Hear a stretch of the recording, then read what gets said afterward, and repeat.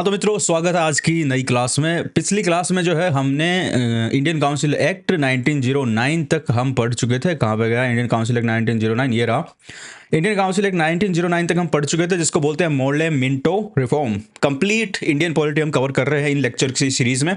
तो आज fifth class है शायद अपनी, और भाई आज अपन स्टार्ट करेंगे गवर्नमेंट ऑफ इंडिया एक्ट 1990, यानी कि भारत सरकार अधिनियम 1919। लेकिन उससे पहले इंडियन काउंसिल एक्ट 1909 यानी कि ये जो मोर्ले मिंटो रिफॉर्म था, इसको फिर से एक बार रिवाइज कर लेते हैं।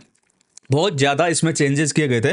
भारत का जो संविधान, देखो ये इसकी अगर पीछे का आप ये सारी स्टोरी हम क्यों पढ़ रहे हैं, इसको समझना चाहोगे ना, तो ये इसलिए पढ़ रहे हैं कि हमको ये समझ में आए कि आज जो हमारा संविधान है, आज जो हमारा कॉन्स्टिट्यूशन है, उसको बनने में क्या क्या क्या क्या स्टेप्स पीछे लिए गए थे, जिनका प्रभाव उस संविधान पर पड़ा। और आज जो संविधान जैसा है वो वैसा नहीं होता अगर ये जो हम एक्ट्स पढ़ रहे हैं ये नहीं होते।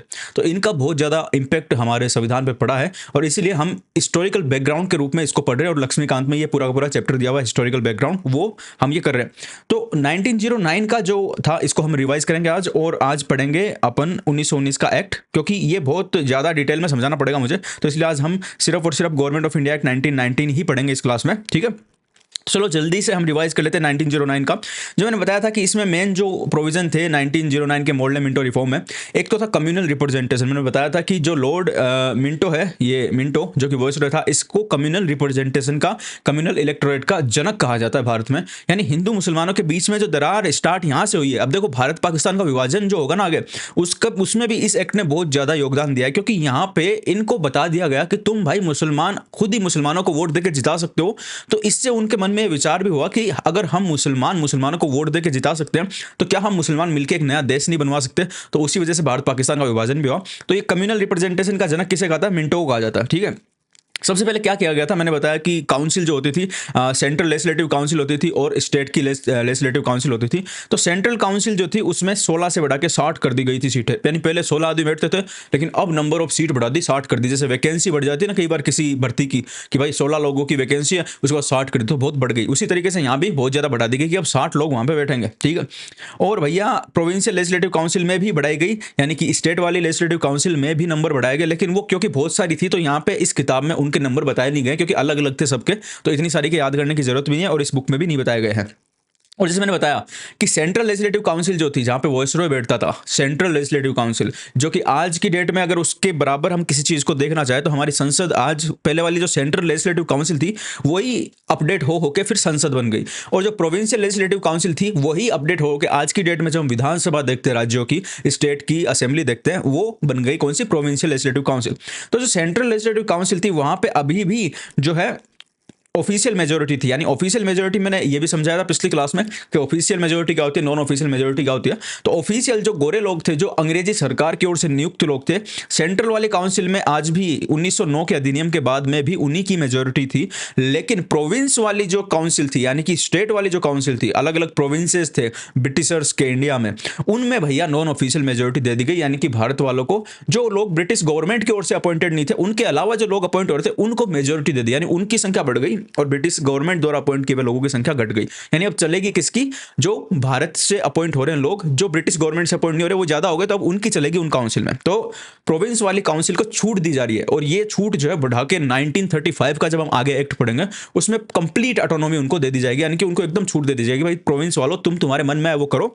देखो ऐसे है, मैं एक चीज समझाता हूँ, इसको मैं बढ़ रहा हूँ बड़ा, ठीक है भाई, बड़ा हो जा। देखो ये तो मान लो ये तो सेंट्रल लेजिस्लेटिव काउंसिल है, सेंट्रल है ना, ये पूरे भारत की एक ही है, मैं सेंट्रल लेजिस्लेटिव काउंसिल बोल देता हूँ। और प्रोविंस बहुत सारे भाई, है ना, प्रोविंस बहुत सारे हैं, इसके चारों तरफ प्रोविंसेस फैले हुए। ये प्रोविंस है, ये प्रोविंस है, ये प्रोविंस है, ये प्रोविंस है, ये प्रोविंस है।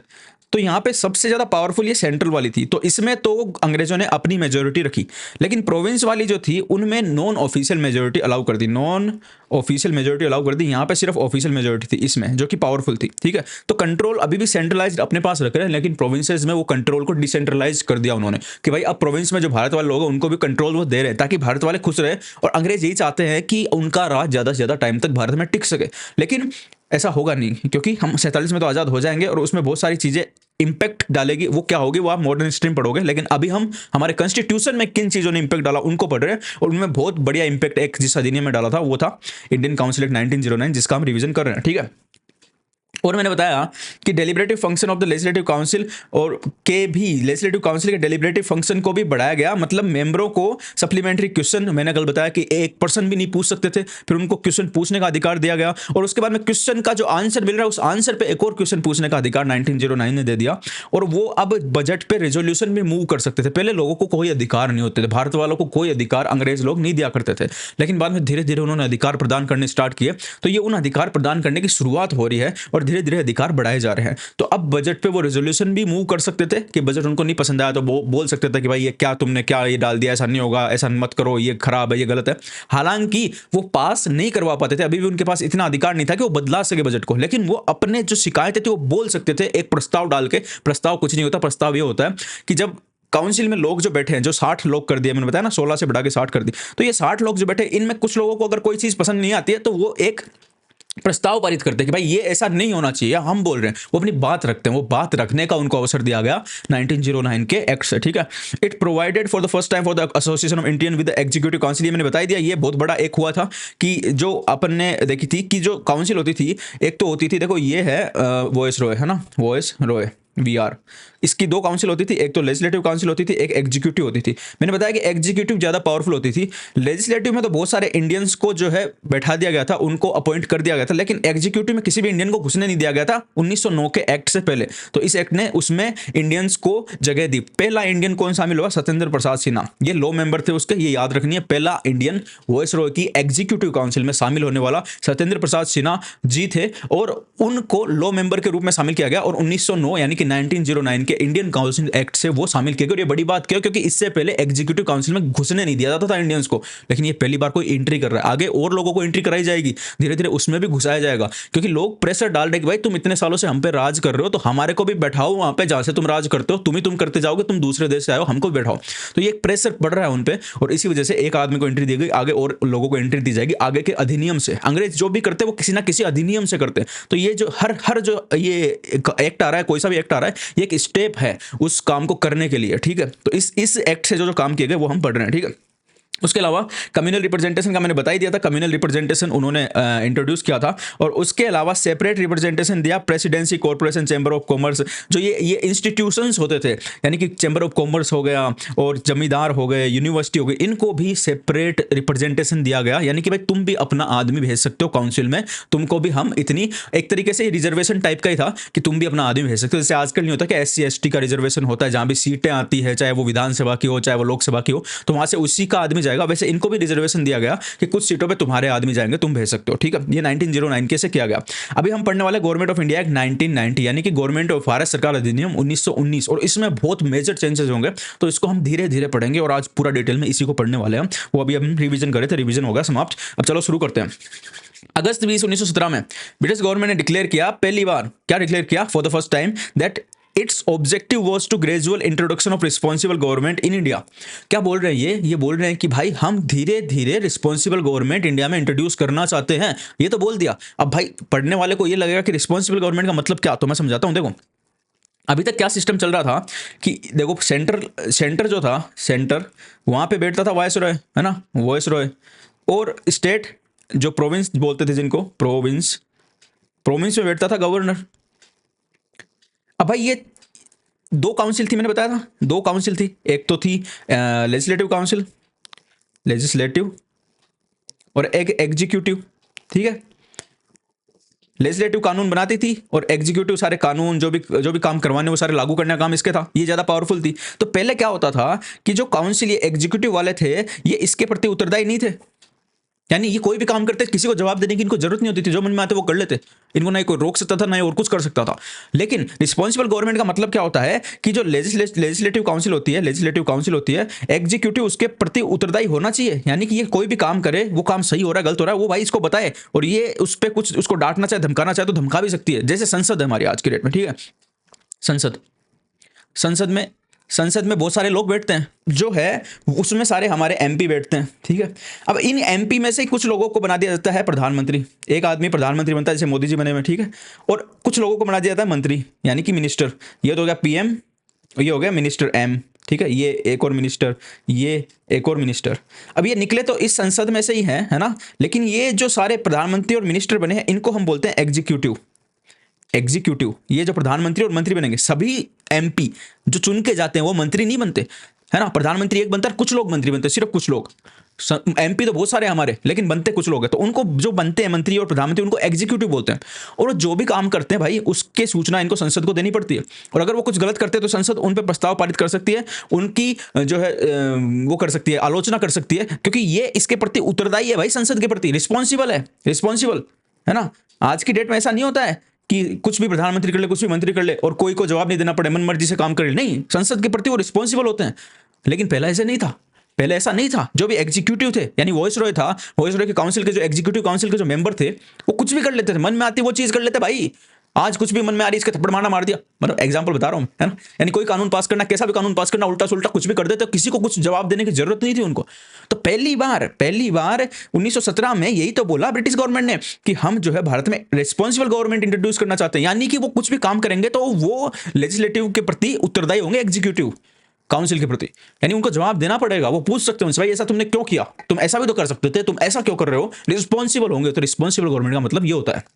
तो ये इन्होंने पहली बार कहा है ऐसा कि हम ये करेंगे, अभी क्या नहीं है, ये बोला है। तो ये अच्छी शुरुआत है। कब बोला? 1917 में। समझ गए रिस्पॉन्सिबल गवर्नमेंट क्या होती है। अब देखो, the government of India act 1990 was thus enacted which came into force in 1921।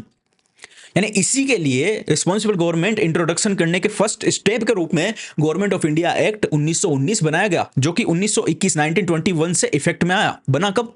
1919 में। आया कब इफेक्ट में? 1921 से। लेकिन याद कौन सी रखनी डेट, ज्यादा इंपॉर्टेंट, 1919, 1990। 1921 बहुत कम चांस है पूछने के, लेकिन पूछ सकते, तो ये भी याद रख लेना। This act is known as Montagu-Chelmsford Reform. Montagu was the Secretary of State for India and Lord Chelmsford was the Viceroy of India. तो मैंने बताया ये जो पिछले एक्ट का नाम था मोर्ले मिंटो, अभी मोंटेग्यू चेम्सफोर्ड है। तो क्योंकि 10 साल बाद ये आया तो बदल गए हैं वो लोग। पहले सेक्रेटरी था मोर्ले और मिंटो था वाइसरॉय। कब? 1909 के एक्ट में। लेकिन ये 1919, 10 साल आगे का एक्ट है। तो अब मोंटेग्यू तो हो गया भाई क्या, सेक्रेटरी, इंग्लैंड में बदल गया, और यहाँ पे चेम्सफोर्ड बन गया वाइसरॉय, ठीक है। तो ये था भाई। तो 1919 के एक्ट के टाइम पे मोंटेग्यू तो था, क्या था? Montagu Chelmsford reform. मोंटेग्यू था secretary of state of India, जो कि ब्रिटेन में बैठता था, और चेम्सफोर्ड था वाइसरॉय इंडिया, जो भारत में बैठता था। अब फीचर देखते हैं इसके फीचर भाई, तुमको फीचर बहुत जबरदस्त है। इसमें बहुत ज्यादा चेंजेस किए गए इस एक्ट में, तो इसको एकदम धीरे धीरे पढ़ेंगे हम, एकदम आराम से पढ़ेंगे, एकदम तरीके से पढ़ेंगे, ठीक है। देखता हूँ रिकॉर्डिंग एकदम सही चल रही है क्या, क्योंकि रिकॉर्डिंग में कोई भी गड़बड़ नहीं होनी चाहिए। अच्छा, सॉरी, मैं बदलना भूल गया था स्क्रीन को। ओके, तो मैं क्या बोला था कि मोंटेग्यू था secretary of state of India, और चेम्सफोर्ड था वाइसरॉय ऑफ इंडिया। तो एकदम धीरे धीरे पढ़ेंगे, स्टार्ट करें, कोई दिक्कत नहीं है। The feature of this act was as follows. पहला फीचर देखते हैं। It relaxed the central control over the provinces by demarcating and separating the central and provincial subjects. The central and provincial legislatures were authorized to make laws on their respective list of subjects. However, the structure of government continued to be centralized and unitary. इस paragraph का मतलब क्या है वो मैं समझाता हूँ। पहले क्या होता था कि जो वाइसरॉय है और वाइसरॉय की जो काउंसिल है, सेंट्रल काउंसिल, ये सारे प्रोविंसेस पे कंट्रोल रखती थी, है ना। जो मन में आता उनको ऑर्डर देती, जो काम उनसे कराना होता वो करती। खुद को जिस भी मुद्दे पे, जिस भी इश्यू पे, जिस भी काम पे कोई भी कानून बनाना होता, एक्ट बनाना होता, बना देता। ये इनको पूछते नहीं, है ना, जो भी चाहे। इस पे इसके पास ज्यादा कंट्रोल था। लेकिन 1919 के एक्ट ने पहली बार लिस्ट बना के दी कि भाई कुछ मुद्दे तो हम बांट देते हैं, है ना, कि कुछ इश्यूज, कुछ मुद्दे, ये तो सेंटर होगा, ये प्रोविंस, कि भाई ये देखो नीचे चलते हैं थोड़ा सा। 1919 के एक्ट ने क्या किया, ये देखो, ये तो सेंटर हो गया, वाइसरॉय जहाँ बैठता है, और ये प्रोविंसेस हो गया जहाँ गवर्नर बैठते हैं। इन्होंने बोला कि भाई सेंटर के मुद्दे हम बांट देंगे, कि ये देखो 1 2 3 4 5 6 लिस्ट बना दी कि ये चीज़ों पे तो सेंटर वाले कानून बनाएंगे, और 1 2 3 4 5 ये चीज़ें हैं, इन पे प्रोविंस वाले कानून बनाएंगे। लिख दिया गया, अलग अलग चीज़ें बांट दी गई। जैसे आज की डेट में एक एग्जाम्पल दे, फॉर एग्जाम्पल, तो भाई जो एग्रीकल्चर होता है उस पर टैक्स लेने की जो पावर है वो स्टेट के पास है, लिखा हुआ है हमारे कॉन्स्टिट्यूशन में। एग्रीकल्चर में टैक्स कौन लेगा? स्टेट लेगा। तो सेंट्रल गवर्नमेंट का मोदी जी एग्रीकल्चर पे टैक्स ले सकते हैं? नहीं ले सकते। इसीलिए इनकम टैक्स में तुमको पता होगा कि एग्रीकल्चर इनकम यानी कृषि आय करमुक्त है। करमुक्त नहीं है वो इनकम टैक्स, क्योंकि सेंटर का लॉ है, सेंट्रल गवर्नमेंट ने बनाया, उनके पास अधिकार नहीं है कृषि पे टैक्स लेने का, इसलिए वो नहीं ले सकते। स्टेट ले सकती है सिर्फ, ठीक है। तो वो स्टेट को पावर दी गई है। उसी तरीके से शराब पे एक्साइज ड्यूटी कौन लेता है? शराब पे टैक्स कौन लेता है? जो आदमी शराब पीते हैं उस पे टैक्स कौन ले सकता है? किसके पास पावर है? स्टेट गवर्नमेंट के पास। सेंट्रल गवर्नमेंट उस पे टैक्स नहीं ले सकती, उसके पास पावर नहीं है। ये बांटा गया है, संविधान में लिखा गया है। अब आज भी वो लिस्ट है जो 1919 के एक्ट से जो सिस्टम चालू हुआ, आज भी वो है। इसको बोलते हैं स्टेट लिस्ट, सेंट्रल लिस्ट और कॉन्करेंट लिस्ट, ठीक है। 3 लिस्ट है। तो स्टेट लिस्ट में वो है जो कि स्टेट को पावर दिया गया कि इन इन मुद्दों पे तुम कानून बनाओगे। तो वो स्टेट को पहले क्या बोलते थे? प्रोविंस। तो 1919 से ये सिस्टम स्टार्ट हुआ जो आज भी चलता है हमारे पास, कि प्रोविंसेस को बता दिया गया कि भाई ये मुद्दे हमने लिख दिए, इन पे कोई कानून बनाएगा तो प्रोविंस वाले बनाएंगे। वॉइसरॉय टांग नहीं लगाएगा उसमें, वॉइसरॉय नहीं करेगा, है ना। स्टेट वालों को पावर दे रही कि तुम कानून बना लो। और कुछ मुद्दे लिख दिए जो कि ऐसे मुद्दों को चुना गया जो ज़्यादा इंपॉर्टेंट थे, जिनसे कंट्रोल ज़्यादा करने की जरूरत थी, जिन पे उनको सेंटर के पास रखा गया और उनको बोल दिया कि इस पे वॉइसरॉय और उसकी काउंसिल वाले कानून बनाएंगे, इस पे स्टेट वाले यानी प्रोविंस वाले कानून नहीं बनाएंगे। तो ये सिस्टम किया गया, अलग अलग बांट दिया गया चीज़ों को, मुद्दों को, ठीक है। तो वही लिखा हुआ यहाँ पे कि relax the central control over the provinces by demarketing and separating the central and provincial subject, यानी सेंटर के सब्जेक्ट यानी मुद्दे जिन पे कानून बनाएगा सेंट्रल गवर्नमेंट वो अलग कर दिए गए, और प्रोविंस के मुद्दे और सब्जेक्ट जिन पे प्रोविंशियल गवर्नमेंट कानून बनाएगी वो अलग कर दिए गए। और बोला कि अब भाई तुम्हारे को जो जो लिखा हुआ ना उस पे वो आदमी कानून बनाएगा। इस वाले के मुद्दे में ये नहीं घुसेगा, सेंट्रल वाला इधर नहीं घुसेगा, प्रोविंस वाला इधर नहीं घुसेगा, दोनों के बांट दिए। तो इससे प्रोविंस को ज्यादा ऑटोनॉमी मिल गई, प्रोविंस को ज्यादा कंट्रोल मिल गया, क्योंकि पहले सेंटर वाला सब पे कंट्रोल रखता था, लेकिन अब क्योंकि लिख दिया गया कि भाई इन पे इनका अधिकार है प्रोविंस वालों का कानून बनाने का, तो अब प्रोविंस वाले बोल सकते हैं कि भाई ये तो हमारे अधिकार पे तुम क्यों टांग लगा रहे हो। वो खुद का कानून खुद बनाने लग गए। तो इससे सेंटर का कंट्रोल थोड़ा रिलैक्स हो गया, रिलैक्स हुआ है, हटा नहीं अभी, रिलैक्स हुआ है। तो यहीं पे लिखा है देखो कि the structure of government continue to be centralised and unitary, यानी बोला ये रिलैक्सेशन दे तो दिया लेकिन इतना भी नहीं दिया कि जो प्रोविंस थे वो खुद ही खुद के आजाद हो जाए, नहीं, अभी भी सेंटर यानी कि वॉइसरॉय का कंट्रोल था सारे प्रोविंसेस पे, ठीक है। ये बताना चाह रहा है इससे, ठीक। दूसरे नंबर का देखते हैं अपन। कुछ भी प्रॉब्लम हो तो कमेंट करके पूछ लेना, कोई भी इश्यू हो, कोई भी डाउट हो, कमेंट करके पूछ लेना, ताकि मुझे पता चले कि मैं जितना डिटेल में जा सकता हूं उतना डिटेल में मैं एकदम जा रहा हूं, वर्ड बाय वर्ड, एक एक डिटेल। उसके बाद भी कोई प्रॉब्लम आती है तो मैं अपने डिटेलिंग को और ज़्यादा डीप कर दूंगा, ताकि कुछ भी एक भी प्रॉब्लम होनी नहीं चाहिए। मेरा उद्देश्य यही है कि सब कुछ समझ में आ जाए। It further divided the provincial subject into 2 parts, transferred and reserved. The transferred subjects were to be administered by the governor with the aid of minister, responsible to the legislative council, and the reserved subjects, on the other hand, were to be administered by the governor and his executive council, without being responsible to the legislative council. This dual scheme of governance was known as diarchy, a term derived from the Greek word diarch, which means double rule. However, this experiment was largely unsuccessful. अब ये क्या कहेगा, बहुत बड़ी चीज़ है, नया जो आदमी पढ़ रहा है उसको बिल्कुल समझ में नहीं आएगी, लेकिन अभी देखो 1 मिनट में तुमको समझाता हूँ मैं। जैसे मैंने बताया कि गवर्नमेंट ऑफ इंडिया एक्ट 1990 से सेंट्रल के सब्जेक्ट अलग कर दिए गए, प्रोविंस के सब्जेक्ट अलग कर दिए गए। अब ये किसकी बात कर रहा है? इस अगले पैराग्राफ में इन सब्जेक्ट की बात कर रहा है जो कि प्रोविंसेस को दिए गए थे। अब देखो क्या बात कर रहा है ये, कि जो सब्जेक्ट प्रोविंसेस को, देखो ये तो सेंटर वाला सब्जेक्ट है ना, कि इसको तो ये बता दिया गया कि भाई 1 2 3 4 5 जितने भी थे, जितनी भी लिस्ट थी, लिस्ट हमको याद नहीं करनी है कि भाई इन मुद्दे पे तो सेंटर वाले कानून बनाएंगे, उनकी तो हम बात कर रहे नहीं है। हम बात अब कर रहे हैं इस पैराग्राफ में कि ये प्रोविंसेस को जो दिए गए थे ना, 1 2 3 4 5 6 जितने भी मुद्दे दिए गए थे, इनकी ये इस पैराग्राफ में बात कर रहा है। ये बोल रहा है कि ये जो मुद्दे इनको दिए गए थे कि प्रोविंस वालों के भाई तुम कानून बना लो, इनको 2 भागों में बांट दिया गया। एक तो इनका भाग बना दिया कि ट्रांसफर्ड, TRANS ट्रांसफर्ड, और एक बना दिया रिजर्व्ड। अब देखो क्या किया गया, ट्रांसफर और रिजर्व। तो ये 2 चीज याद हो गई कि जो मुद्दे दिए थे प्रोविंस वालों को, उन्हीं को 2 भागों में और बांट दिया गया, यानी 2 लिस्ट की और लिस्ट बना दी गई, एक तो ट्रांसफर, एक रिजर्व। अब हम नीचे चलेंगे, ट्रांसफर और रिजर्व को मैं थोड़ा सा बड़ा कर लेता हूं इसको, ताकि ठीक से हम देख सकें, क्योंकि मुझे जगह चाहिए, थोड़ी स्पेस चाहिए, ठीक है। ओके, देखो ये जो था ये ट्रांसफर था। पहले मैं समझ आता हूँ, ट्रांसफर था एकदम इसको, भाई इस चीज को समझना बड़ा जरूरी है। देखो ये तो था ट्रांसफर्ड और ये था रिजर्व्ड। अब इसको समझने से पहले प्रोविंस की हम वो समझते कि प्रोविंस में गवर्नमेंट चल कैसे रही थी, यानी जो स्टेट थे ब्रिटिश गवर्नमेंट के टाइम पे, उनमें गवर्नमेंट कैसे चलाई जा रही थी। तो जो प्रोविंस होती थी ना, प्रोविंस जो होते थे बहुत सारे थे प्रोविंस, एक तो था नहीं, सेंटर था, एक सेंटर सबसे मजबूत था, और प्रोविंस बहुत सारे थे। प्रोविंस में बैठते थे गवर्नर, सेंटर में कौन बैठता था? वॉइसरॉय, और प्रोविंस में बैठते थे गवर्नर, ठीक है। ये प्रोविंस बनाता हूँ उसको मैं, और यहाँ पे बैठा है गवर्नर। अब देखो गवर्नर की भी वही दो काउंसिल है। कौन सी काउंसिल है? एक तो लेजिस्लेटिव काउंसिल है, ऊपर वाला सिस्टम सेम नीचे भी था, और एक एग्जीक्यूटिव काउंसिल है, ठीक है। अब यहां पे जो बोल रहा है, यहां पे जो बोल रहा है वो पढ़ो, अब समझ में आएगी चीज थोड़ी थोड़ी। The transfer subjects were to be administered by the governor with the aid of minister responsible to the legislative council। यानी ये जो गवर्नर था इसके कुछ मिनिस्टर थे जो कि इसने इस काउंसिल से ही लिए थे, लेजिस्लेटिव काउंसिल से। मिनिस्टर गवर्नर को सहायता, मतलब गवर्नर को राय देने के लिए, राय मशवरा करने के लिए मिनिस्टर थे।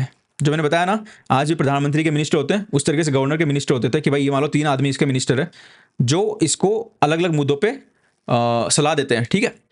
अब ट्रांसफर्ड जो सब्जेक्ट थे, ट्रांसफर्ड दो भागों में बांटा गया, एक तो ट्रांसफर, एक रिजर्व, ठीक है। हस्तांतरित और संरक्षित, हिंदी यही होती होगी इनकी।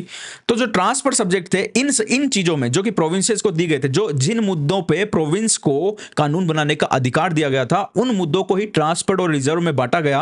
और जो ट्रांसफर सब्जेक्ट थे, इनमें से जो ट्रांसफर सब्जेक्ट की लिस्ट मान लो 1 2 3 4 जो भी मुद्दे थे, उनमें बोला गया कि भाई इसमें तो कौन बनाएगा कानून? ये गवर्नर जो है ये अपने मंत्रियों के साथ मिलकर कानून बनाएगा इस पे।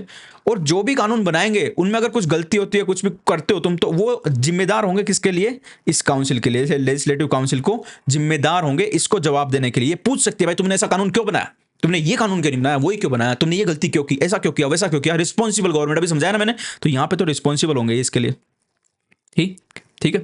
तो यही चीज यहां पे लिखी है, देखो यही चीज यहां पे लिखी है। गवर्नर बनाएगा कानून ट्रांसफर सब्जेक्ट में अपने मिनिस्टर के साथ में मिलके, जो कि रिस्पॉन्सिबल होंगे लेजिस्लेटिव काउंसिल के लिए, ठीक है। तो मैंने ये बताया कि यहां पे जो ट्रांसफर सब्जेक्ट है, ये ट्रांसफर सब्जेक्ट है, इन पे गवर्नर कानून बनाएगा मिनिस्टर के साथ मिलके, और वो इसके रिस्पॉन्सिबल होंगे। लेकिन दूसरा देखते हैं, दूसरा मेन चीज यहां पे है कि जो रिजर्व सब्जेक्ट थे, the reserve subject on the other hand were to be administered by the governor and his executive council without being responsible to the legislative council. यानी यहां पे जो रिजर्व सब्जेक्ट, आप देखो गवर्नर का ये तो हो गया, ये तो सिस्टम हो गया किसके लिए? ये तो हो गया सिस्टम ट्रांसफर सब्जेक्ट के लिए, ट्रांसफर्ड के लिए, कि भाई जो भी मंत्रियों के साथ मिलकर कानून बनाएगा, ठीक है। और मंत्री जो होंगे वो इसके लिए लेजिस्लेटिव काउंसिल के लिए जिम्मेदार होंगे। हमने एग्जीक्यूटिव काउंसिल की भी बात नहीं की, एग्जीक्यूटिव काउंसिल अभी बैठी है, एग्जीक्यूटिव काउंसिल अभी चुपचाप बैठी है। लेकिन एग्जीक्यूटिव काउंसिल के बारे में बात कब करेंगे? जब हम बात करेंगे रिजर्व सब्जेक्ट के बारे में। देखो रिजर्व सब्जेक्ट की बात करते हैं। अब ये रिजर्व सब्जेक्ट दूसरी लिस्ट थी, ये थी रिजर्व सब्जेक्ट की लिस्ट। ये क्यों थी लिस्ट वो भी बताऊंगा मैं। इसमें क्या करेगा भाई, गवर्नर अपनी एग्जीक्यूटिव काउंसिल के साथ मिलकर कानून बनाएगा रिजर्व सब्जेक्ट लिस्ट पे, ठीक है। और ये जो है ये दोनों इसके लिए लेजिस्लेटिव काउंसिल के लिए, ये देखो ये लेजिस्लेटिव काउंसिल इसके लिए रिस्पॉन्सिबल नहीं होंगे। यानी कि लेजिस्लेटिव काउंसिल साइड में बैठी रहो, जो रिजर्व सब्जेक्ट होंगे उन पे गवर्नर मन में आएगा वो कानून बना सकता है अपने एग्जीक्यूटिव के साथ मिलकर। लेजिस्लेटिव काउंसिल की एक भी बात सुनने की उसको जरूरत नहीं है, चाहे इनको ये कानून अच्छे लगे नहीं लगे, ये कुछ नहीं बोल सकते, ये रिस्पॉन्सिबल नहीं होगा, जो मन में आएगी वो गवर्नर बनाएगा। अब देखो इसमें हुआ क्या है, जो ट्रांसफर सब्जेक्ट है ना, उनमें उन सब्जेक्ट को रखा गया जो कि ब्रिटिश गवर्नमेंट के लिए इतने इंपॉर्टेंट नहीं थे, जिन पे वो इतना कंट्रोल नहीं करना चाहती थी। तो भारत वालों को खुश करने के लिए उसने बोला कि हाँ भाई इस पे गवर्नर अपने मंत्रियों के साथ मिलकर कानून बनाएगा और वो रिस्पॉन्सिबल भी होंगे, यानी उनसे जवाब भी ले सकते हो आप। तो भारत वाले खुश हो गए, वाह अच्छा बात है, बहुत बढ़िया बात है। लेकिन रिजर्व वाले जो सब्जेक्ट थे उनमें उन सब्जेक्ट को रखा गया जो अंग्रेजों के लिए बहुत इंपॉर्टेंट थे, जिनको वो अपने हाथ से छोड़ना नहीं चाहते थे। तो उनमें बोल दिया कि भाई इसमें तो जो गवर्नर है वो अपने एग्जीक्यूटिव काउंसिल के साथ मिलकर कानून बनाएगा, और लेजिस्लेटिव काउंसिल जो साइड में बैठी है वो कुछ नहीं पूछ सकती उससे कि भाई क्यों बनाया, कैसे बनाया, नहीं। तो ये गवर्नर किसका था? ये अंग्रेजों का था। और ये इसके एग्जीक्यूटिव भी किसके थे? ये भी अंग्रेजों के थे। मतलब मेजोरिटी तो आ गई थी नॉन ऑफिशियल, लेकिन गवर्नर और एग्जीक्यूटिव मिला के काम उनके लिए करते थे, अंग्रेजों के लिए, क्योंकि उन आदमियों को यहाँ पे बिठाया जाता था जो अंग्रेजों की बढ़िया तरीके से सेवा पानी करते थे। तो यहाँ पे अभी भी कंट्रोल अंग्रेजों का रहे, इसलिए उन्होंने बोला कि भाई ये रिजर्व सब्जेक्ट में हम इन लेजिस्लेटिव काउंसिल वालों को कोई भी जवाब मांगने की इजाजत नहीं देंगे। यानी कि यहाँ पे गवर्नर रिस्पॉन्सिबल नहीं होगा लेजिस्लेटिव काउंसिल के लिए। आज की डेट में सिस्टम नहीं है। आज की डेट में कोई भी कानून प्रधानमंत्री बनाए, कोई भी कानून प्रधानमंत्री अपने मंत्रियों के साथ मिलकर बनाता है, लेकिन कानून पे साइन हमेशा राष्ट्रपति करता है। और जो है कोई भी कानून बनेगा ना, उसके लिए संसद के प्रति जिम्मेदार होगा एग्जीक्यूटिव, यानी कोई भी कानून, कोई ट्रांसफर रिजर्व वाला सब आजकल सिस्टम नहीं है। ये सिस्टम तब चालू किया था अंग्रेजों ने 1919 के एक्ट में, और इसीलिए किया गया ताकि कुछ सब्जेक्ट को वो ऐसा रख सके जो जिन पे वो कंट्रोल रखना चाहते थे कि उन पे कोई उनको जवाब नहीं पूछे, कोई भी सवाल नहीं पूछे, कोई भी जवाब या सवाल कुछ भी देना उनको नहीं पड़े, मन में वो कानून बना सके, अपने हिसाब से कंट्रोल रख सके पूरा। इसलिए ये सिस्टम बनाया गया ट्रांसफर और रिजर्व का। ट्रांसफर में वो चीजें थी जिन पे वो ज्यादा कंट्रोल रखना नहीं चाहते थे, कि वो चाहते थे कि लो यार तुम मजे करो, इस पे कानून बनाओ, और तुमको कोई सवाल पूछने जवाब मांगने तो वो मांगो, रिस्पॉन्सिबल होगा गवर्नर इन सब्जेक्ट पे, क्योंकि ये सब्जेक्ट इतने इंपॉर्टेंट थे ही नहीं। रिजर्व वाले सब्जेक्ट इंपॉर्टेंट थे तो उनको रखा कि भाई नहीं, इन पे कानून अगर गवर्नर बना रहा है कोई उससे कोई सवाल नहीं कर सकता, मन में आएगी वो कानून बनाएगा गवर्नर, भाड़ में जाओ, कोई भी सवाल नहीं होगा। ये दो सिस्टम बनाए गए, दिमाग तो उन्होंने लगाया, लेकिन हुआ क्या, हुआ क्या, देखो आगे क्या लिख रहा है। This experiment was largely unsuccessful. क्यों था? क्योंकि भाई तुम अगर बेवकूफ बनाने की कोशिश करोगे लोगों को, अपने आप को डेढ़ होशियार समझोगे, तो वो सक्सेसफुल होगा क्या? नहीं होगा। लेकिन ये बनाया इसलिए गया था कि कंट्रोल उनके हाथ में रहे। और वो सब्जेक्ट क्या थे वो हमको ज्यादा पढ़ने की जरूरत है नहीं, बस ये समझो कि इंपॉर्टेंट सब्जेक्ट को रखा गया रिजर्व में, जिसपे गवर्नर अपने एग्जीक्यूटिव काउंसिल के साथ में कानून बनाएगा। रिजर्व सब्जेक्ट में हमेशा गवर्नर अपने एग्जीक्यूटिव काउंसिल के साथ कानून बनाएगा, और वो रिस्पॉन्सिबल नहीं होंगे लेजिस्लेटिव काउंसिल के लिए। रिस्पॉन्सिबल का मतलब कोई जवाब नहीं देना उनको कि क्यों बनाया, कैसे बनाया, गलत बनाया, सही बनाया, जो मन में आएगी बना लेंगे। लेकिन जो ट्रांसपोर्ट सब्जेक्ट है उनमें जब गवर्नर मंत्रियों के साथ में, अपने मिनिस्टर के साथ में, देखो फिर से एक बार ढंग से देख लेना, मैं फिर से एक बार, क्योंकि ये चीज समझना बहुत जरूरी है। ये है ट्रांसफर्ड, मैं थोड़ी सी अच्छा कलर कर लेता हूं, ट्रांसफर्ड सब्जेक्ट, और ये है रिजर्व सब्जेक्ट, और ये है प्रोविंस। प्रोविंस के लिए बात हो रही है। प्रोविंस लिस्ट की जो चीजें थी, प्रोविंस को जो सब्जेक्ट दिए गए थे जिन पे वो कानून बना सकते, उनको दो भागों में बांटा गया। यहां पे ट्रांसपोर्ट में जो भी कानून बनाएगा ना, कौन बनाएगा? गवर्नर प्लस उसके मिनिस्टर मिलके। और ये जो कानून बनाएंगे गवर्नर और मिनिस्टर मिलके, ये रिस्पॉन्सिबल होंगे किसके लिए? रिस्पॉन्सिबल होंगे लेजिस्लेटिव काउंसिल के। यानी लेजिस्लेटिव काउंसिल इनसे जवाब मांग सकती है, कुछ भी पूछ सकती है, भाई तुमने ऐसा कानून क्यों बनाया, ठीक है। लेकिन रिजर्व सब्जेक्ट जो है, रिजर्व सब्जेक्ट, इन पे कौन कानून बनाएगा? गवर्नर प्लस उसकी एग्जीक्यूटिव काउंसिल। और ये नॉट रिस्पॉन्सिबल,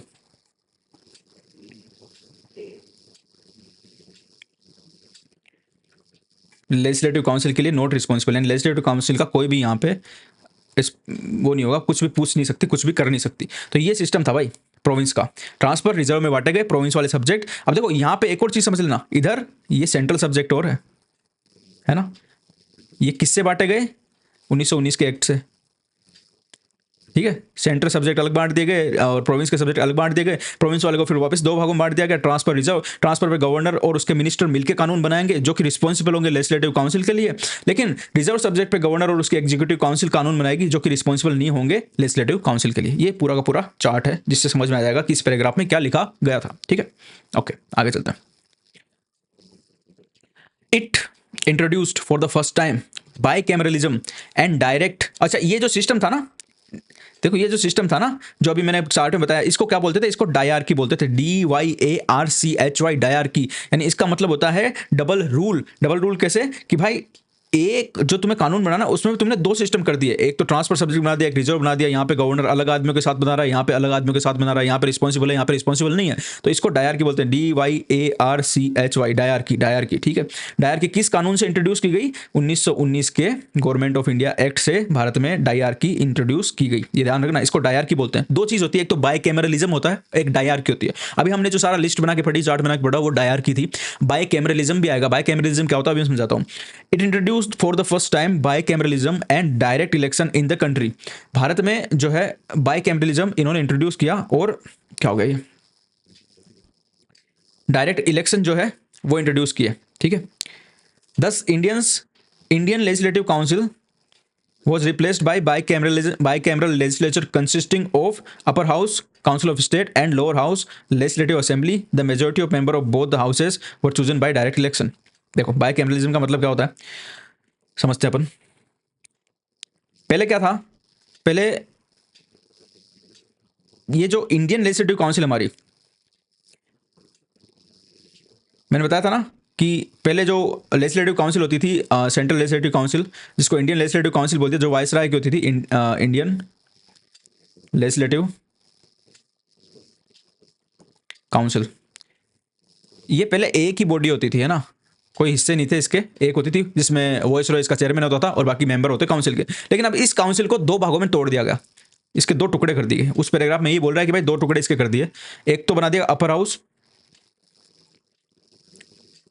एक बना दिया लोअर हाउस। ये अपर हाउस लोअर हाउस जो है ये ब्रिटेन से शब्द उठाए गए हैं। इसका मतलब ये नहीं होता कि अपर हाउस को ऊंचा बना दिया, लोअर हाउस नीचे, नहीं, ज्यादा पावरफुल लोअर हाउस होता है, ये बात समझ लेना, है ना। अपर हाउस इतना पावरफुल नहीं होता, लेकिन बनाया गया, क्यों बनाया गया वो हम देखेंगे। अपर हाउस लोअर हाउस में तोड़ दिया गया इसको, ठीक है। अपर हाउस को तो बता दिया गया, क्या अपर हाउस का नाम क्या दिया गया। आज की डेट में जो अपर हाउस है ना अपना, उसको हम राज्यसभा बोलते हैं, राज्यसभा, है ना, काउंसिल ऑफ स्टेट। और लोअर हाउस को बोलते हैं हम लोकसभा, लोकसभा बोलते हैं, ठीक है। और यहाँ पे जो बनाया गया उसको क्या बोलते थे, Thus, the Indian Legislative Council replaced by bicameral legislature consisting of upper house, council of state। ये council of state नाम वहां से आया है, आज भी हम council of state इसको बोलते हैं, लेकिन नाम अब हिंदी में कर दिया गया राज्यसभा, पहले council of state ही बोलते थे। और ये council of state का कंसेप्ट 2 भागों में रहेगा, यानी जो हमारी संसद है उसमें 2 भाग बनाए हुए हैं, एक council of state है और एक लोकसभा है। वो सिस्टम कहाँ से चल के आया, 1919 के गवर्नमेंट ऑफ इंडिया एक्ट से। तो इन्होंने तोड़ा, 2 टुकड़े करिए, एक अपर हाउस एक लोअर हाउस। अपर हाउस को बोलते थे council of state and lower house को बोलते थे लेजिस्लेटिव असेंबली। इस लेजिस्लेटिव असेंबली को हमने लोकसभा कर दिया बदल के नाम उसका, ठीक है। तो भाई ये तो हो गया काउंसिल ऑफ स्टेट, इसका नाम दे दिया काउंसिल ऑफ स्टेट और इसका नाम दे दिया लेजिस्लेटिव असेंबली। और अब ये बोल दिया कि भाई इनमें जो भी मेंबर जाएंगे, इनसे जो भी मेंबर चुने जाएंगे वो डायरेक्ट इलेक्शन से चुने जाएंगे। पहले डायरेक्ट नहीं था, पहले नॉमिनेशन का, मैंने बताया ना, वॉइस रॉय को पावर दी गई थी कि वो किसी को नॉमिनेट भी कर सकता है, फिर वो लोग नॉमिनेट होकर वहाँ पे आएंगे, उसको इनडायरेक्ट इलेक्शन बोला गया था पहले। लेकिन अब डायरेक्ट इलेक्शन का सिस्टम कर दिया कि अब डायरेक्ट इलेक्शन होगा, उससे लोग चुने जाएंगे और वो यहाँ पे भेजे जाएंगे। और ये जो सेंट्रल इंडियन लेजिस्लेटिव काउंसिल थी, इसके 2 टुकड़े कर दिए गए, एक अपर हाउस बना दिया गया, एक लोअर हाउस बना दिया गया। 1919 के एक्ट से हो रहा है ये, गवर्नमेंट ऑफ इंडिया एक्ट 1919 से सारा कार्यक्रम हो रहा है, ठीक है। और यहां पे डायरेक्ट इलेक्शन स्टार्ट कर दिया। अब डायरेक्ट इलेक्शन भी किया गया, लेकिन उसमें भी कुछ कंडीशन रखी गई। आज हम सोचते हैं कि वोट देना फालतू का काम है, लेकिन अब इस एक्ट में आप पढ़ोगे कि पहले वोट देने के लिए भी क्वालिफिकेशन होती थी भाई। आज तुमको जो फ्री में वोट मिल रहा है, देने नहीं जाते ना, ये देखो, लोगों को कुछ क्वालिफिकेशन पास करनी होती थी, तब जाके वो वोट दे पाते थे। हर कोई को वोट देने का अधिकार नहीं था। It required that the 3 of the 6 members of the Viceroy Executive Council other than Commander in Chief were to be Indian। मैंने बताया था वॉइसरॉय के एग्जीक्यूटिव काउंसिल में घुसने देते थे। पहले सबसे पहले जो घुसा था उसका नाम था सत्येंद्र प्रसाद सिन्हा, सत्येंद्र प्रसाद सिन्हा। एक ही आदमी घुसाया गया था, लो मेंबर बनाया गया था एग्जीक्यूटिव काउंसिल में। लेकिन अब बोल रहा है कि 1919 के एक्ट में एग्जीक्यूटिव जो काउंसिल थी, EXE काउंसिल वॉइसरॉय की, इसमें 6 आदमी बैठते थे टोटल। अब बोले 6 में से 3 इंडियन होंगे, यानी 1 से बढ़ा के 3 कर दिए भाई। लेकिन इसमें भी एक कंडीशन रखी गई कि ये जो 3 इंडियन होंगे, इनमें से जो आर्मी का चीफ है, आर्मी का चीफ जो है, यानी कि कमांडर इन चीफ जो कि आर्मी को संभालता है, वो जो है वो इंडियन नहीं होगा। यानी कमांडर इन चीफ भी उस एग्जीक्यूटिव काउंसिल में बैठने लग गया था। और कमांडर इन चीफ को अंग्रेज इंडियन नहीं बनाना चाहते थे। क्यों? क्योंकि वो नहीं चाहते थे कि कोई इंडियन आर्मी संभाले। इंडियन ही अगर अंग्रेजों की आर्मी संभालेगा तो उनको टेंशन थी कि कहीं ये आज़ादी के लिए आर्मी हमारे खिलाफ बगावत नहीं करते। तो इन्होंने लिख दिया कि कमांडर इन चीफ तो इंडियन नहीं होगा, भारतीय नहीं होगा, वो तो गोरा ही होगा, अंग्रेज ही होगा। लेकिन उसके अलावा एग्जीक्यूटिव काउंसिल जो वॉइस रही, उसमें 6 आदमियों में से 3 आदमी यानी कि 50% अब इंडियन कर दिए गए। देखो कितना ज़्यादा इंडियंस को तेल लगाया जा रहा है अंग्रेजों के द्वारा। एग्जीक्यूटिव काउंसिल जिसमें घुसने नहीं दिया जाता था 1909 के एक्ट से पहले, 1909 के एक्ट में सत्येंद्र प्रसाद सिन्हा पहला आदमी बना जिसको कि एग्जीक्यूटिव काउंसिल में घुसने दिया गया। और अब 1919 के एक्ट में 3 आदमियों को घुसने दिया जा रहा है, 6 में से 3 इंडियन होंगे। वाह! लेकिन ये 3 जो लोग थे ना, हकीकत ये थी कि वो लोग थे जो अंग्रेजों के बहुत ज़्यादा घनिष्ठ थे। हर किसी को उठा के नहीं बना दिया गया था कि जो अंग्रेजों के विरोध में उसको बना दिया, नहीं। अंग्रेज नाम के दिखा रहे थे कि भाई देखो इंडियन को हम रिप्रेजेंटेशन दे रहे हैं, लेकिन इंडियन वही थे जिनके साथ उनकी साठगांठ थी ताकि उनका कंट्रोल उस पर बना रहे। ये अंदर की बात थी। और जब आज़ादी का आंदोलन चलेगा, जब क्रांति स्टार्ट होगी, जब गांधी जी के आंदोलन चलेंगे, जब सुभाष चंद्र बोस के आंदोलन चलेंगे, फिर वो लोग घुसने लगेंगे जो कि उनके विरोध में थे। अभी तक वो लोग घुस नहीं पा रहे हैं। अभी तक सिर्फ ये तेल लगाया जा रहा है दिखाने का कि भाई भारत के लोगों को हम रिप्रेजेंटेशन दें, दिखाने की है, हाथी के दांत दिखाने के अलग, खाने के अलग, वो सिस्टम चल रहा है अभी। तो एग्जीक्यूटिव काउंसिल में 6 में से 3 मेंबर इंडियन होंगे, बहुत बड़ी बात है। और ये 1919 के एक्ट से बात हुई। 1909 के एक्ट में पहला मेंबर घुसा था एग्जीक्यूटिव काउंसिल में, पहली बार कोई आदमी घुसा था भारत वाला, जिसका नाम था सत्येंद्र प्रसाद सिन्हा। अभी जो है इसमें नाम नहीं बताया कौन घुसे 3, लेकिन बताया गया कि 6 में से 3 मेंबर भारत होंगे। लेकिन कमांडर इन चीफ हमेशा गोरा ही होगा, वो भारतीय नहीं होगा। ठीक है, ठीक है। 5वें नंबर का देखते हैं, it extended the principle of communal representation by providing separate electorate for 6 Indian Christian and Anglo Indians and Europeans.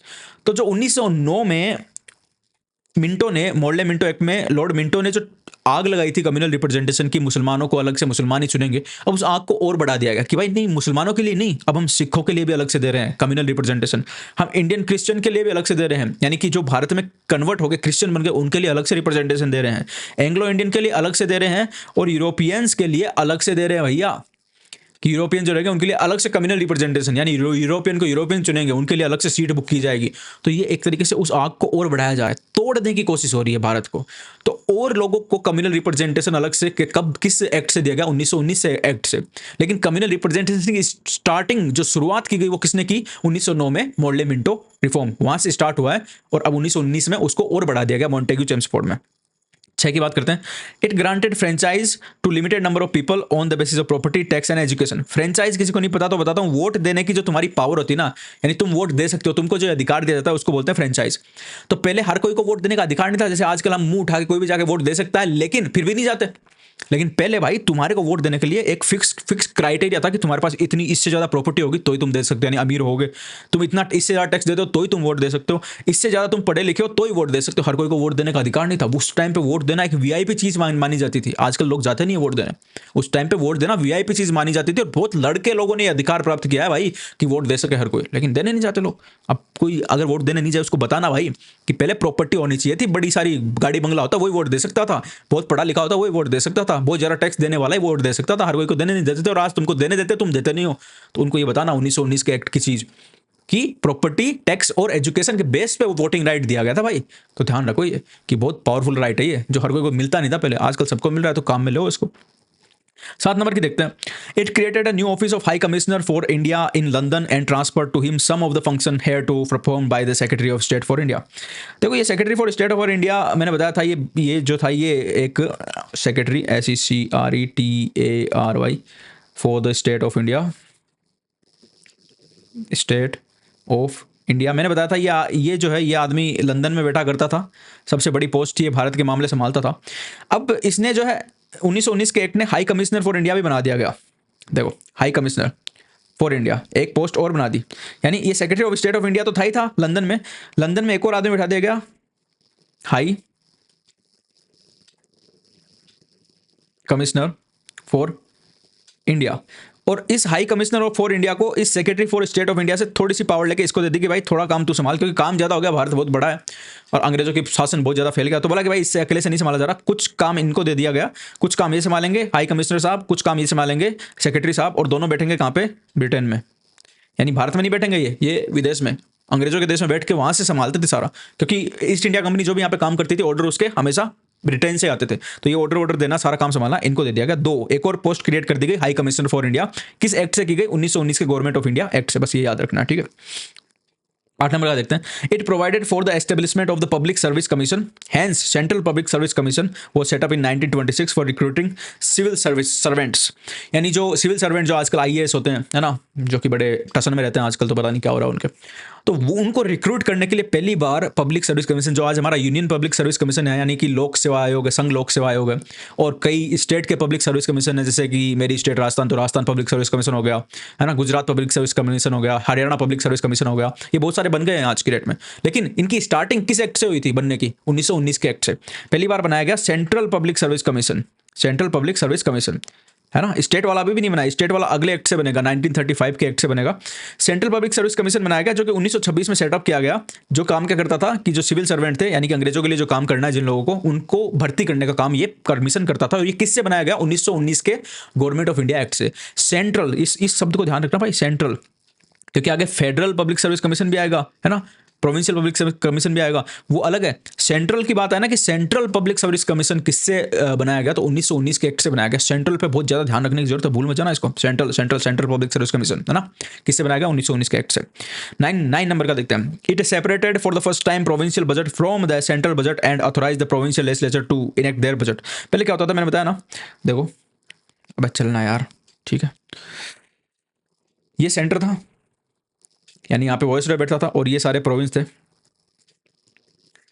अब बजट का मतलब क्या होता है कि भाई हर स्टेट के, हर देश के कुछ खर्चे होते हैं हर साल, यानी पूरे साल देश को चलाना है। तो ऐसा नहीं होगा कि मन में आ रही है तभी पता कर रहे हैं कि हाँ ये खर्चा आ गया तो भाई ये दे दो, नहीं, पहले सोचा जाता है कि हाँ ये खर्चे होंगे, इनका इनका पैसा इधर उधर से आएगा और इधर उधर लगाया जाएगा, ये सारा पहले ही सोच लिया जाता है, इस साल स्टार्ट होने से पहले ही सोच लिया जाता है। तो पहले तो क्या होता था, सेंटर में जो वॉइसरॉय बैठता था, उसकी काउंसिल बैठती थी, यही बोलते थे कि भाई इन प्रोविंस को कितना पैसा दिया जाएगा, इनका कितना खर्चा होगा, इनकी कितनी कमाई होगी, कहाँ कहाँ लगाई जाएगी, इनका बजट ये बनाते थे ऊपर सेंटर वाले बैठ के। लेकिन 1919 के एक्ट में पहली बार पावर दिया गया कि भाई सेंटर का बजट अलग कर दिया और प्रोविंस का बजट अलग कर दिया, और बोला कि भाई सेंटर वालों तुमने बहुत इनको ज्ञान दे लिया, अब ये अपना बजट खुद बनाएंगे, अपने हिसाब से अपना पैसा खुद लगाएंगे, कहाँ खर्च करना है वो खुद देखेंगे। तो प्रोविंस को बजट बनाने की पावर दी गई 1919 के एक्ट से, यानी इनको पावर और बढ़ाई जा रही है, प्रोविंसेस को पावर और बढ़ाई जा रही है। इसको जब हम कहते हैं कि सेंटर से पावर हटके प्रोविंस की तरफ जा रही है तो इसको डिसेंट्रलाइजेशन ऑफ पावर बोलते हैं। तो ये एक तरीके से डिसेंट्रलाइजेशन ऑफ पावर में एक एग्जांपल भी है, उदाहरण के रूप में भी लिख सकते हो कि कभी पूछा जाए कि डिसेंट्रलाइज्ड किए गए थे अंग्रेजों के द्वारा पावर भारत में, तो उनका एक एग्जांपल तो ये भी बता सकते हो कि 1919 के एक्ट में प्रोविंसेस को अपना खुद का बजट बनाने की इजाजत दी गई थी और सेंटर के और प्रोविंस के बजट को अलग अलग कर दिया गया था, यानी प्रोविंस अब अपना बजट खुद बना सकते हैं। और इस पैराग्राफ में यही लिखा हुआ है कि पहली बार सेपरेट किया, यानी अलग अलग किया प्रोविंस के बजट को सेंटर के बजट से, यानी सेंटर वाले बजट से प्रोविंस के बजट को अलग अलग किया। और अब प्रोविंस लेजिस्लेचर, यानी कि जो प्रोविंस थे उनमें जो उनकी विधानसभाएं थी, गवर्नर थे, उनके मंत्री थे, वो सब लोग अपना बजट, यानी सब मिलके अपना बजट प्रोविंस का खुद पास कर सकते थे, सेंटर वाले उसमें टांग लगाना अब बंद कर देंगे। 10 नंबर का देखते हैं। It provided for the appointment of statutory commission to inquire into report of its working after 10 year of its coming into force. यानी बोल रहे हैं कि भाई जो 1919 का एक्ट हमने बना दिया, ठीक है, क्योंकि अंग्रेजों ने बहुत दिमाग लगा के बनाया, ठीक है, 1919 का एक्ट, ये 1919 का गवर्नमेंट ऑफ इंडिया एक्ट, ठीक है, ये 1919 का। तो ये बोले कि भाई 10 साल तो इस एक्ट को काम करने देंगे और 10 साल बाद में, यानी कि 10 साल बाद में 1929 में हम एक कमीशन बनाएंगे, यानी एक जांच आयोग होगा। कमीशन का मतलब कुछ नहीं होता, एक जांच आयोग होता है जिसमें एक तो हेड होता है, उसके नीचे कुछ मेंबर होते हैं, वो आते हैं और पूछते हैं लोगों से, देखते हैं कि भाई जो हमने एक्ट, जो सोच के हमने एक्ट बनाया था, क्या वो काम हुए इस एक्ट से, क्या ये एक्ट इफेक्टिव है, क्या एक्ट काम किया, क्या ये सक्सेसफुल हुआ या फिर फ्लॉप हो गया। तो वो 10 साल बाद में इन्होंने ये इस एक्ट में लिख दिया कि भाई जब ये लागू हो जाएगा उसके 10 साल बाद में ये चेक करने वाले आएंगे, कमीशन हम एक बनाएंगे और 10 साल बाद में 1929 में ये कमीशन बना के चेक करने वालों को भेजेंगे कि क्या ये एक्ट ठीक से काम कर रहा है 1919 वाला। लेकिन हुआ ये कि ये 10 साल बाद वाले थोड़े साल पहले आ गए, 1929 में आने वाले थे लेकिन 1927 में इनको भेज दिया गया। साइमन कमीशन इसका नाम होने वाला है, इस कमीशन का, इसके बारे में हम पढ़ेंगे अगली क्लास में। लेकिन अभी सिर्फ ये बताया गया कि 10 साल बाद में एक कमीशन बनाया जाएगा जो कि देखेगा कि इस एक्ट की वर्किंग ठीक से चल रही है या फिर नहीं चल रही। Report on the working of this act after 10 years of it coming into force, ठीक है। तो पहले ही बना दिया गया साइमन कमीशन, और साइमन कमीशन नीचे आ भी चुका है, लेकिन ये देखेंगे हम कल की क्लास में, आज की क्लास में देखेंगे क्योंकि आज की क्लास बहुत लंबी हो चुकी है। तो थैंक यू वेरी मच, पढ़ते रहो, आगे बढ़ते रहो और मिलते हैं नेक्स्ट क्लास में। Thank you, bye bye.